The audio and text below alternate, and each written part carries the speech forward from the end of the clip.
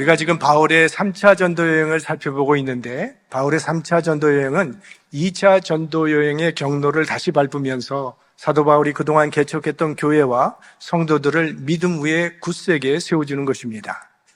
그런데 특이한 점이 하나 나오는데, 이전까지는 금지되었던 아시아 전도가 이번에는 허락이 되어서 바로 그 아시아의 수도인 에베소에서 바울의 3차 전도 여행이 시작될 뿐이 아니라 그것이 중심적인 사역지가 되었다는 사실입니다.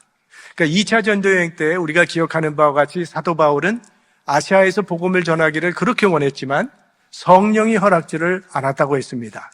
그런데 이제는 하나님께서 그 닫힌 문을 열어주심으로 3년 동안이나 에베소에서 사도 바울이 복음을 전할 수 있게 되었고, 그 결과 아시아 전 지역에 복음화되는 놀라운 역사가 일어나게 됩니다. 요한계시록에 보면 소아시아의 7교회 이름이 나오는데 그 교회가 바로 이 에베소에서부터 시작이 됩니다. 그러니까 어떻게 보면 사도 바울의 선교여행 중에 가장 많은 열매를 얻었다라고 말할 수 있을 것입니다. 그러니까 우리의 생각과 하나님의 생각이 얼마나 다른지를 잘 보여주고 있는 대목입니다. 우리의 생각과 계획대로 이루어지지 않았다고 해서 하나님께서 우리를 버리신 것이 아니라는 거죠. 하나님의 뜻과 하나님의 계획은 우리의 뜻과 생각보다도 훨씬 더 높고 선하고 완전하다고 하는 것입니다. 그러므로 여러분의 계획과 생각대로 일이 이루어지지 않았을 때 오히려 하나님께 감사할 수 있기를 바랍니다. 내가 세운 그 인생의 로드맵대로 되어지지 않음을 오히려 감사하시기 바랍니다. 우리의 작은 계획이 무너질 때 그 실패의 자리에서 하나님의 더 높고 선하신 계획이 이루어지고 있다는 사실을 믿으시기 바랍니다. 그걸 가장 확실하게 보여주는 사건이 십자가, 예수님의 십자가 사건이죠. 제자들에게는 십자가가 실패요 절망이었습니다. 예수님께서 십자가에 돌아가셨을 때 제자들의 소망은 다 거기서 끝났다고 생각을 했습니다. 그러나 십자가는 구원의 시작이었고 부활의 영광으로 이어지는 길이었습니다. 십자가가 우리 인간의 눈에는 완전한 실패였지만 하나님의 계획 속에서는 완전한 승리였습니다. 이 에베소라고 하는 곳은 이 터키의 서부 해안 지역에 자리 잡은 이 소아시아 지역에서 최대의 항구 도시로서 거기는 상업과 무역의 중심지였기 때문에 돈과 사치와 향락이 만연한 그런 도시였습니다. 클레오파트라가 쇼핑을 하러 올 정도로 화려한 도시였습니다. 상인들의 출입이 빈번하다 보니까 유흥업소가 많이 세워졌게 됐고, 그러다 보니까 대단히 도덕적으로 타락한 도시였습니다. 무엇보다도 에베소가 가장 자랑스럽게 생각하는 것은 고대 세계에서 7대 불가사의라고 하는 이 아데미 신전이 이 에베소에 자리 잡고 있었어요. 이 신전은 헬라 세계에서 가장 큰 신전이었다고 합니다. 길이가 137m, 폭이 69m, 기둥이 127개로 세워져 있는 정말 엄청난 건축물입니다. 이 정도 크기면 지금 축구 경기장보다 훨씬 더 큰 것입니다. 자, 이 신전을 좀 보기 위해서 로마 제국 곳곳에서 수많은 순례자들과 관광객들이 몰려들곤 했습니다. 그리고 각지에서 이 아데미 신전에서 참배하려는 사람들이 찾아왔고, 그것을 기회로 삼아서 제사장들은 그런 사람들에게 각종 명목을 갖다 붙이면서 금품을 뜯어냈습니다. 굉장한 비즈니스가 이루어지는 것이었고, 아데미 신전에는 수천 명의 여사제들이 있었는데 그들은 합법적으로 매춘을 하는 창기들이었습니다. 또 에베소에는 무당과 마술사들도 많았기 때문에 미신이 성행했습니다. 그러니까 이처럼 우상 숭배와 미신이 가득 찬 도시가 에베소였어요. 그래서 사도 바울은 이 에베소에서의 이 선교 사역을 사탄의 세력과 하나님 나라 사이의 영적 전쟁으로 보았습니다. 그것은 사도 바울께서 에베소 교회에 보낸 편지를 보면 그런 그의 시각이 아주 잘 나타나 있습니다. 에베소서 6장 12절 말씀을 보면 우리의 씨름은 혈과 육에 대한 것이 아니요 정사와 권세와 이 어둠의 세상 주관자들과 하늘에 있는 악의 영들에게 대함이라. 그러니까 바울은 이것을 혈과 육의 싸움이 아니라 악한 영들을 대적하는 싸움이라고 그렇게 규정을 합니다. 그러니까 영적 전쟁이라는 이런 말이죠. 사도 바울이 선교 여행 기간 동안에 가장 오래 머물렀던 장소가 바로 이 에베소입니다. 다른 곳에서는요, 길어야 일주일 혹은 가장 길었던 것이 고린도에서 1년 6개월이라는 세월이 고작이었는데 에베소에서는 3년이나 머물게 됩니다. 바울이 왜 이렇게 오래 머물렀을까요? 사탄의 세력이 워낙 견고해서 잠시 있다가 떠나버린다면 예수 그리스도의 복음이 존재도 없어질 만큼 힘들고 어려운 장소가 에베소였기 때문입니다.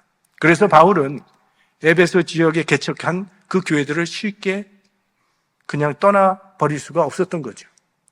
이런 치열한 영적 전쟁 속에서 아직은 어리고 연약한 이 성도들이 믿음의 뿌리를 내리기 위해서는 양육이 필요하다고 느꼈던 것입니다. 자, 이런 치열한 영적 전쟁에서 사도 바울이 사용했던 무기는 하나님의 말씀이었습니다. 8절, 9절 말씀입니다.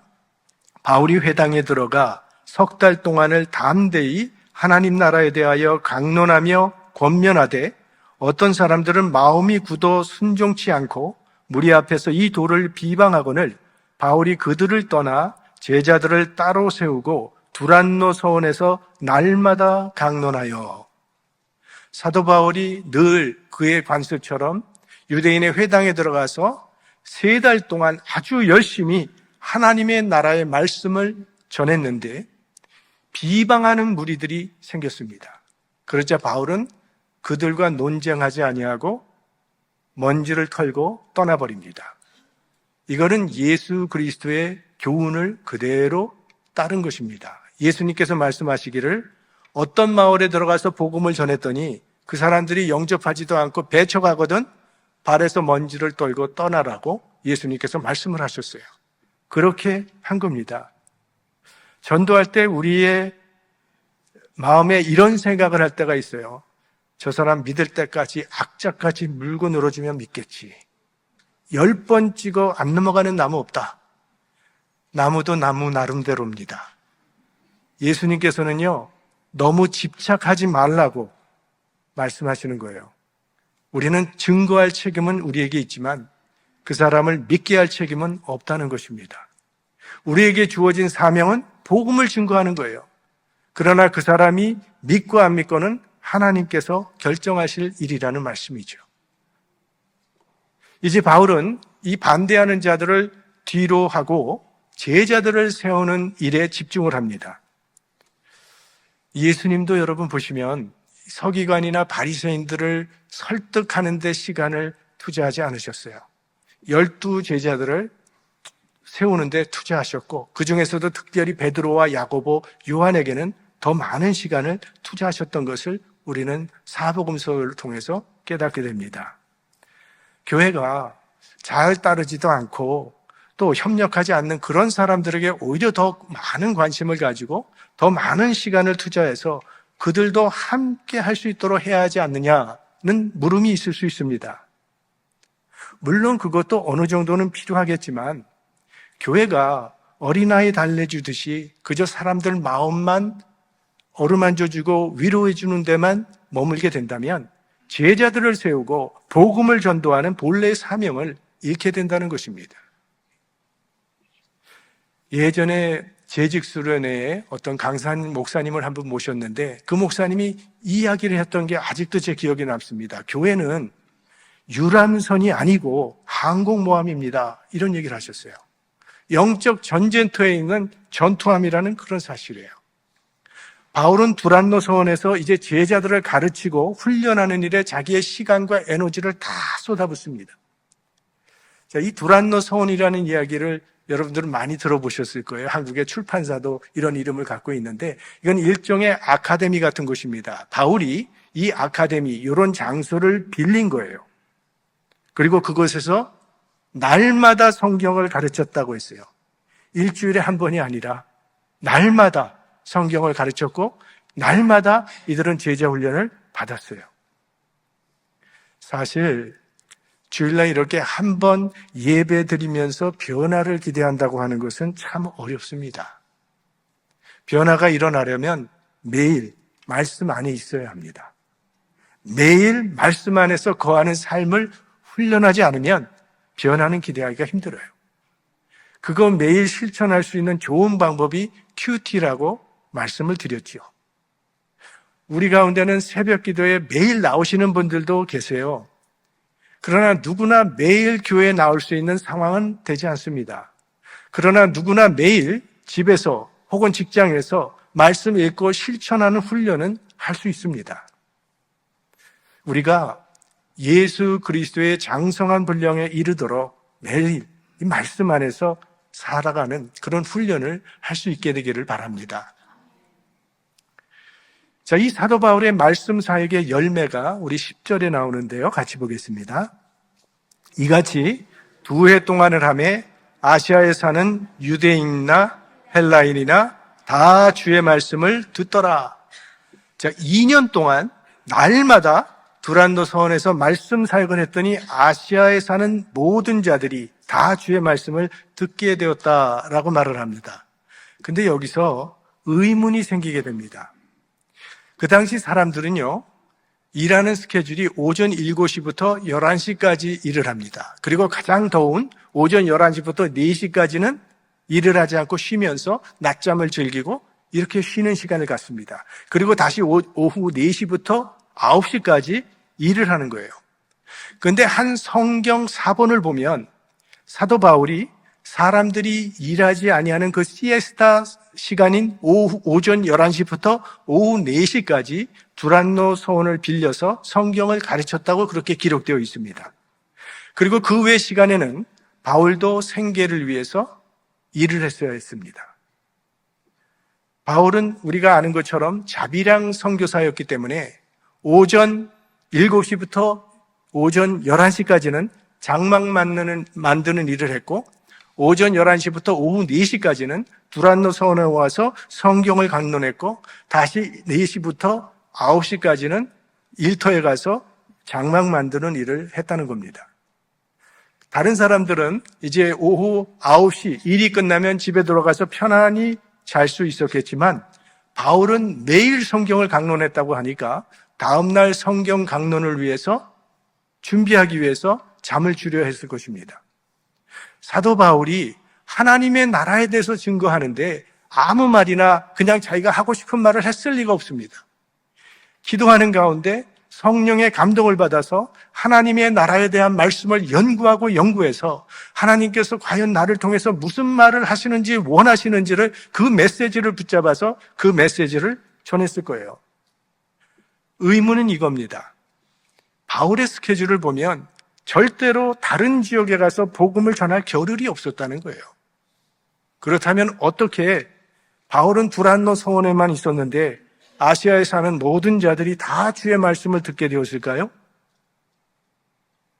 두란노 서원에서 하나님의 말씀으로 무장한 이 제자들이 아시아 전역으로 퍼져나가면서 복음을 전함으로 아시아에 사는 모든 사람들이 다 주의 말씀을 듣게 되었던 겁니다. 그리고 바로 그 제자들을 통해서 요한계시록에 등장하는 소아시아의 7교회가 시작될 수 있었던 거예요. 그러니까 사도 바울이 이 두란노 서원을 베이스 캠프로 삼아서 이 제자들을 아시아 전역의 선교사로 파송함으로 말미암아 아시아 전 지역에 복음화가 일어나게 된 것이죠. 목적이 이끄는 삶이라는 책을 써서 유명해진 릭 워렌 목사님이 그 책을 쓰기 전에 목적이 이끄는 교회라는 책을 썼습니다. 그리고 그 책 속에서 이렇게 말을 했어요. 교회에 얼마나 많은 사람들이 주일날 예배당에 앉아 예배하고 있느냐가 중요한 것이 아니라 얼마나 많은 성도들이 세상에 나아가 주님의 제자답게 사느냐, 얼마나 세상의 선교사답게 살아가느냐가 중요하다. 거기에 교회에 건강이 있다. 이렇게 말했어요. 저는 우리 플러턴 장로교회가 이런 건강한 교회가 되기를 소망합니다. 하나님께서는 이 바울이 날마다 하나님의 말씀을 전했는데 그 전한 말씀이 진리의 말씀이라는 걸 확증해 주시기 위해서 기적이 일어나도록 하셨어요. 12절 말씀, 심지어 사람들이 바울의 몸에서 손수건이나 앞치마를 가져다가 병든 사람에게 얹으면 그 병이 떠나고 악기도 나가더라. 이 손수건이라고 하는 것은 오늘 사람들이 가끔 이런데 멋으로 끼고 다니는 그런 손수건이 아니라 바울이 천막을 만들 때 흐르는 땀을 닦는 천조각을 말하는 겁니다. 그리고 앞치마는 천막을 만들 때 앞에 두르던 작업용 앞가리개를 말하는 거예요. 이게 바로 사도 바울이 복음을 전할 뿐만이 아니라 자기 생계를 위해서 일했다고 하는 증거가 되는 거죠. 일터에서 열심히 일하면서 이런 일을 했던 거예요. 그러니까 아마도 바울이 일터를 비울 수가 없으니까 급한 대로 그의 손수건이라도 가지고 가서 병든 자 위에 몸에 얹었더니 병이 낫고 귀신이 떠나가는 희한하고 놀라운 기적이 일어났던 거죠. 기적은 복음 전도에는 큰 영향을 주는 것이 사실입니다. 왜? 사람들이 가장 신기하고 두렵게 생각하는 것이 기적이기 때문에. 그런데 하나님께서요, 전에는 사도 바울이 돌에 맞아 죽게 되는 상황 가운데서도 그에게 기적을 허락하지 않으셨습니다. 그런데 왜 지금은 이토록 많은 기적을 허락하신 것일까요? 에베소 지방은요, 이래야만 복음 증거가 가능한 어려웠던 곳이기 때문입니다. 에베소에는 우상 숭배와 마술사들이 성행하고 있었기 때문에 바울에게는 그들보다 더 강한 능력이 있다는 것을 보여주기 위함이에요. 제가 어떤 책을 읽었는데 아프리카 선교사님 이야기가 나오더라고요. 그분이 이제 그 마을에 가서 선교를 하는데 참 어렵더라는 거예요. 거기에 무당이 하나 있는데, 소울소러가 있는데 사람이 아프면 이 사람에게 와가지고 병을 고치고 그런 일을 하는 거예요. 그런데 그 무당이 고치지 못한 환자를 선교사님이 고치니까 그때부터 전도가 되더라는 거예요. 자, 바울을 통해서 이런 기적들이 막 일어나니까 또 그를 흉내내는 마술사들이 있었다는 겁니다. 이에 돌아다니며 마술하는 어떤 유대인들이 시험적으로 악기 들린 자들에게 대하여 주 예수의 이름을 불러 말하되 내가 바울의 전파하는 예수를 빙자하여 너희를 명하노라 하더라. 바울이 자꾸 예수님의 이름을 전하니까 그들도 이 예수의 이름에 무슨 능력이 있나 보다 주문처럼 써봤다는 거죠. 제가 신학교 다닐 때 신학생 시절에 그 조영기 목사님 흉내내는 목사 후보생들이 꽤 있었어요. 눈 감고 목소리만 들으면 완전히 조영기 목사님이에요. 근데 능력은 별로 없었어요. 15절에 보니까 악기가 대답하여 가로되 예수도 내가 알고 바울도 내가 알거니와 너희는 누구냐 하며, 내가 예수도 알고 바울도 아는데 너 누구냐고 하면서 귀신이 그 사람들에게 덤벼들어서 때림으로 벌거벗은 채로 도망갔다. 악한 영에게 조롱을 당한 거죠. 멸시를 당한 거죠. 제가 한국에서 대학 시절에 방학을 틈타서 우리 6명 친구들이 전도여행을 갔던 적이 있었습니다. 서울에서 기차를 타고 부산까지 내려가서 부산에서 이제 2명씩 짝을 지어서 3팀으로, 한 팀은 동쪽으로, 한 팀은 서쪽으로, 한 팀은 중앙으로 해서 우리 열흘 후에 서울에서 만나기로 하고 이제 전도여행을 시작을 했어요. 그때는 이제 먼저 어느 마을에 가든 교회가 있으니까 교회를 찾아갑니다. 그리고 우리가 전도하러 왔습니다 하면 그때는요, 교회에서 먹여주고 재워주고 모기장까지 쳐주면서 그렇게 잘 대우를 해주셨어요. 그러면 이제 교회에 거점을 두고 거기다 짐을 풀고 이제 가가오고 돌아다니면서 전도를 하는 겁니다. 근데 그렇게 전도를 하고 있었는데 어느 동네에서 아주 요란한 소리가 들리는 거예요. 그래서 이게 뭔가 하고 들여다봤더니 그 사람들이 빙 둘러서 있고 무당이 구슬하는 그런 광경이었습니다. 근데 서울에 살다 보니까 무당 굿하는 거 별로 못 봐서 야, 우리 저 무당 굿하는 거 좀 구경하고 가자 해서 호기심이 생기니까 그 무당 굿하는 그 집에 문을 열고 들어갔더니 무당이 갑자기 굿을 멈추더니 너희들 뒤에는 큰 분이 계시기 때문에 너희들이 들어오면 굿을 할 수가 없다고. 그래서 나가라고 쫓아버리더라고요. 그때 우리가 깨달은 게 있습니다. 우리가 믿는 예수님이 정말 하나님이시구나. 바울도 예수의 이름을 불렀고 마술사들도 예수의 이름을 불렀는데 바울은 진짜였고 마술사들은 가짜였다는 거예요. 흉내내는 믿음에는 영적 권세가 나타나지 않거든요. 가짜 꽃도 진짜 꽃처럼 보일 수는 있겠지만 향기는 낼 수 없습니다. 그리스도인 가운데도요, 진짜가 있고 가짜가 있습니다. 교회 나오는 거 다 비슷해 보이고 헌금 드리는 것도 다 비슷해 보이고 기도 드리는 것도 비슷하고 봉사하는 것도 비슷한데요, 우리 눈에는 잘 구분되지 않지만 악한 영들은 진짜인지 가짜인지 금방 알아본다는 거예요. 사복음서에 보면 예수님께서 이 땅에 오셨을 때 다른 사람들은 예수님이 누군지 몰랐지만 귀신은 귀신처럼 알아봤잖아요. 하나님의 아들이시여 우리를 괴롭히지 말아달라고. 악한 영이 여러분들을 보면 나는 예수도 알고 바울도 알고 너도 안다. 나는 내가 진짜 예수 그리스도의 사람인 것을 안다. 이렇게 말할 수 있게 되기를 바랍니다.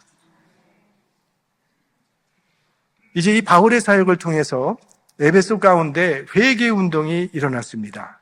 19절, 또 마술을 행하던 많은 사람이 그 책을 모아가지고 와서 모든 사람 앞에서 불사르니 그 책값을 계산한 즉 은 5만이나 되더라.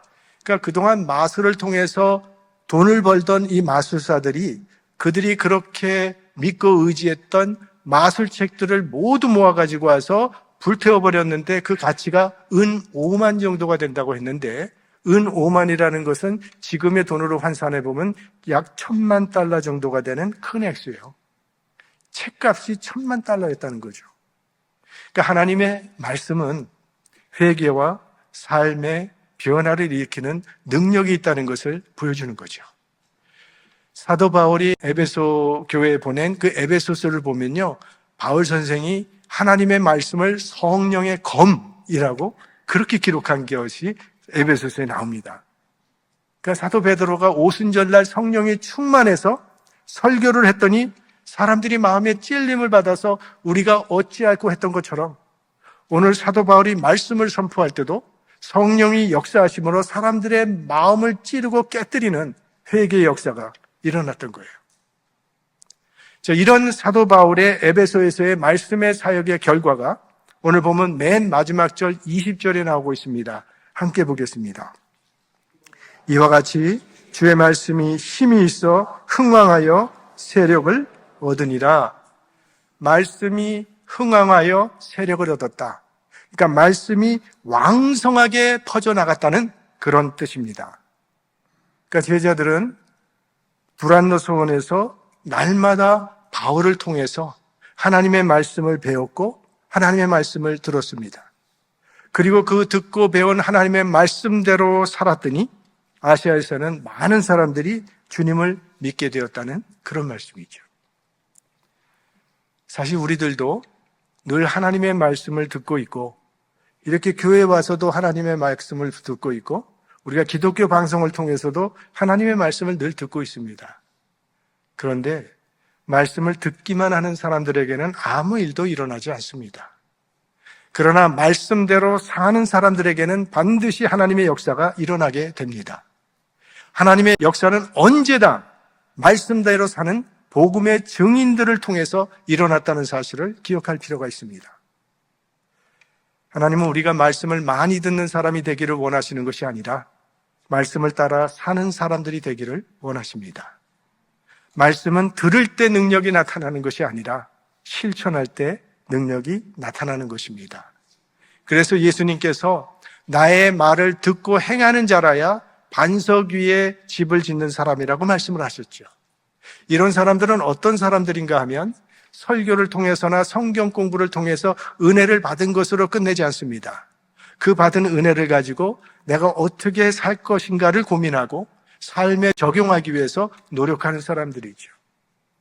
하나님의 말씀이 용서에 관한 말씀이었다면 우리가 용서라는 말을 들으면 늘 마음속에 떠오르는 사람이 있을 것입니다. 그때 그 사람을 위해서 기도하고 또 용서를 시도하는 행동을 하는 사람. 정직에 관한 말씀을 들었다면 내 일상생활에서 혹은 일터에서 올바른 선택을 하려고 노력하는 사람. 이런 작은 실천들이 반복되는 가운데 점점 성숙해지면서 예수 그리스도를 닮아가게 되는 것이죠. 그럴 때 영향력 있는 복음의 증인이 될 수 있는 것입니다. 자, 오늘 에베소는 우상과 미신이 가득한 도시였지만 그 모든 어두움을 이긴 것은 하나님의 말씀이었습니다. 여러분, 하나님의 말씀은 어떠한 장애물도 초월하여 역사하는 능력이 있습니다. 그래서 말씀이 역사할 때는 어둠이 물러가고 영원히 살아나게 됩니다. 우리 에베소에서 바울의 훈련을 받은 이 제자들이 각자 자신들이 있는 자리에서 말씀의 증인으로 살았을 때 아시아 전 지역의 복음화의 역사가 일어났던 것처럼 우리와 우리 교회를 통해서도 이런 사도행전의 역사가 이어질 수 있기를 주님의 이름으로 축원합니다. 성령